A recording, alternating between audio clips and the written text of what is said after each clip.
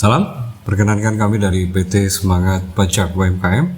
Dalam kesempatan kali ini akan memaparkan secara sederhana kertas kerja SPT tahunan pajak penghasilan wajib pajak badan dalam mata uang rupiah tahun 2025 dengan sektor usaha jasa.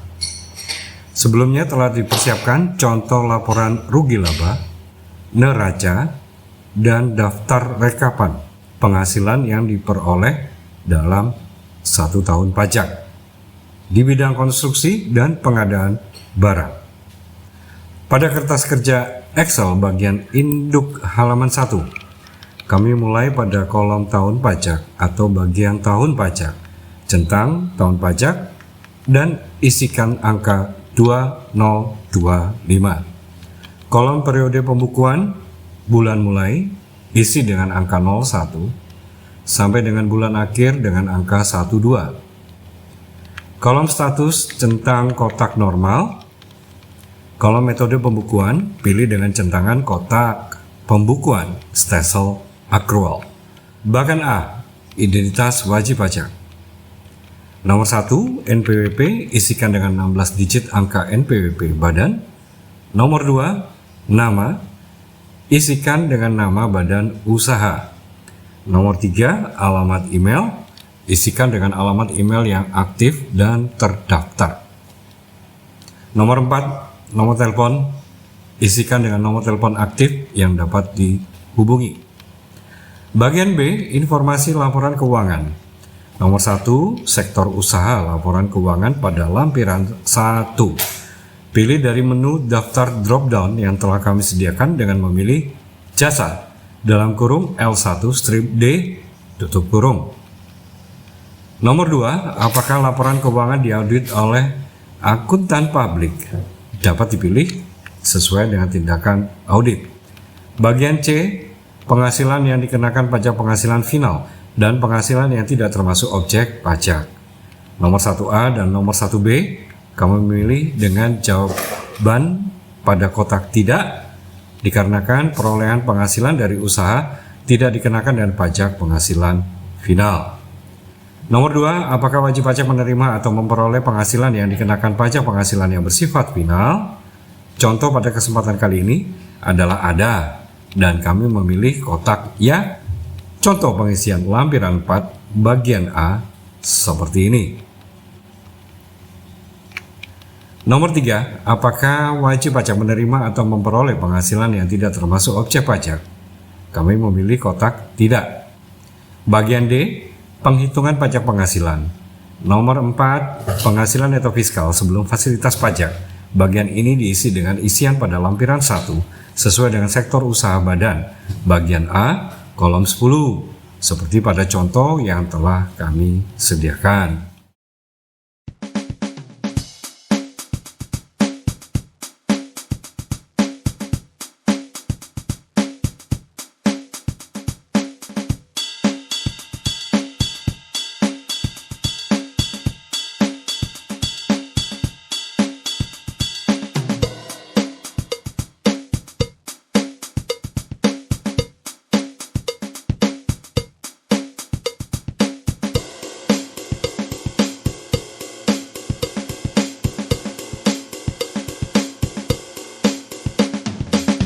Nomor 5 dan nomor 6 dapat dipilih dengan centangan pada kotak tidak, dikarenakan atas fasilitas perpajakan dan fasilitas pengurangan penghasilan bruto tidak diperoleh.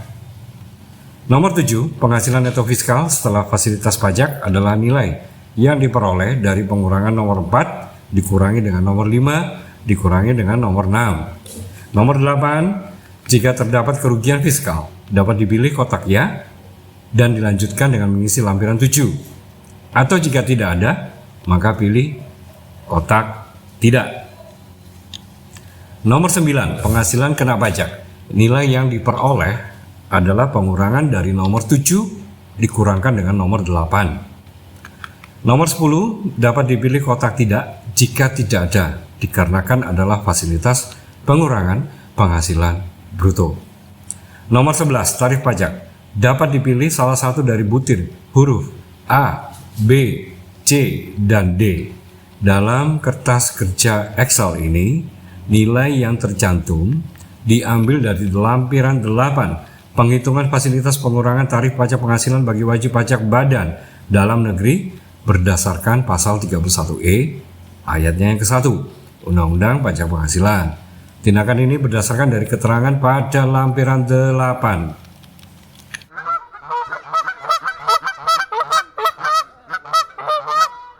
Nomor 12, pajak penghasilan terutang. Di baris ini ada petunjuk pengisian nilai secara otomatis akan terisi berdasarkan dari perhitungan tarif fasilitas sebagaimana pasal 31E ayat 1 Undang-Undang Pajak Penghasilan. Di bagian E, pengurang pajak penghasilan terutang. Nomor 13, apakah terdapat kredit pajak yang dibayarkan di luar negeri dan atau dipotong atau dipungut oleh pihak lain. Contoh kali ini adalah ada transaksi tersebut dan sesuai dengan contoh pada lampiran 3.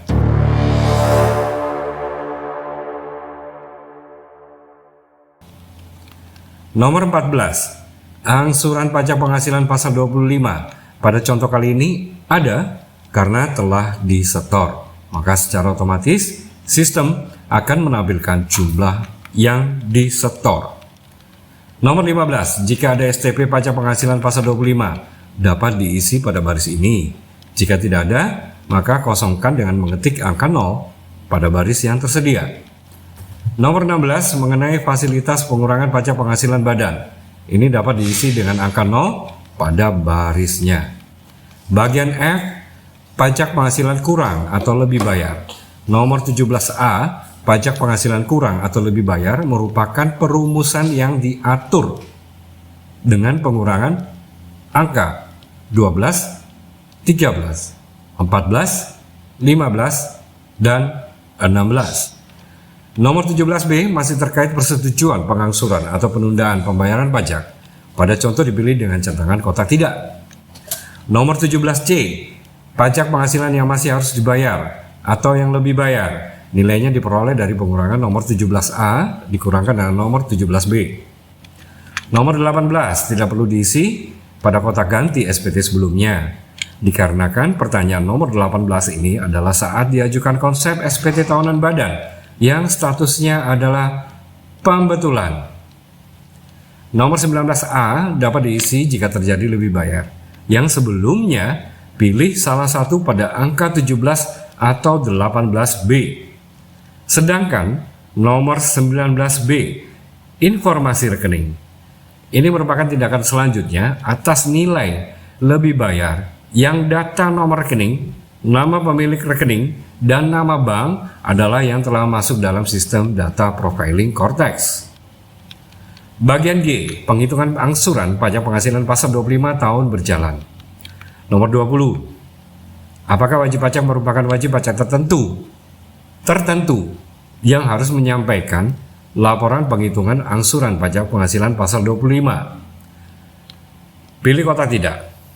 Perlu kami sampaikan bahwa yang mengisi dengan pilihan kotak iya adalah bagi wajib pajak tertentu seperti wajib pajak bank, wajib pajak BUMN atau BUMD, wajib pajak masuk bursa, dan wajib pajak lainnya yang berdasarkan ketentuan diharuskan membuat laporan keuangan secara berkala. Bagian H, pernyataan transaksi. Nomor 21A, 21B, 21C, 21D di contoh kali ini memilih kotak tidak karena tidak ada keterkaitan keadaan pelaporan badan. Nomor 21E, apakah wajib pajak membebankan biaya penyusutan dan atau amortisasi fiskal? Pilih kotak ya dan lanjut pada pengisian lampiran 9. Seperti ini.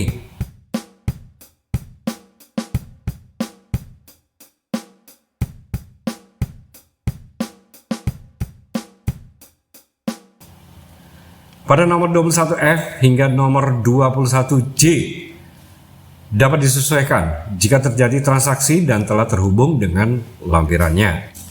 Bagian I, lampiran lainnya. Huruf A, laporan keuangan atau laporan keuangan yang telah diaudit wajib untuk diupload dan diberikan centangan pada kotak. Huruf B, hingga huruf J tidak perlu dicentang jika tidak ada keterkaitan dokumen. Bagian J, pernyataan, centang kotak pernyataan yang sebelumnya telah dibaca dengan seksama, yang bunyinya adalah dengan menyadari sepenuhnya akan segala akibatnya, termasuk sanksi-sanksi sesuai dengan ketentuan perundang-undangan yang berlaku. Saya menyatakan bahwa apa yang telah saya beritahukan di atas beserta lampiran-lampirannya adalah benar, lengkap, dan jelas. Dibaca 2 kali agar yakin dan benar adanya. Pada baris penandatangan SPT, pilih kotak wajib pajak dalam kurung wakil wajib pajak. Baris NIK atau NPWP adalah NIK PIC atau penanggung jawab. Nama lengkap adalah nama lengkap PIC atau penanggung jawab. Jabatan adalah wakil wajib pajak yang artinya merupakan pesero aktif atau penanggung jawab penuh wajib pajak badan. Pada baris kotak tanggal bulan tahun diisi dengan saat waktu dilaporkannya SPT tahunan ini. Kolom tanda tangan dapat dilakukan jika pelaporan SPT tersebut adalah dalam bentuk kertas dan dimasukkan pada Dropbox KPP. Jika secara elektronik, maka akan secara otomatis terbentuk barcode berdasarkan kode otorisasi PIC. Terima kasih.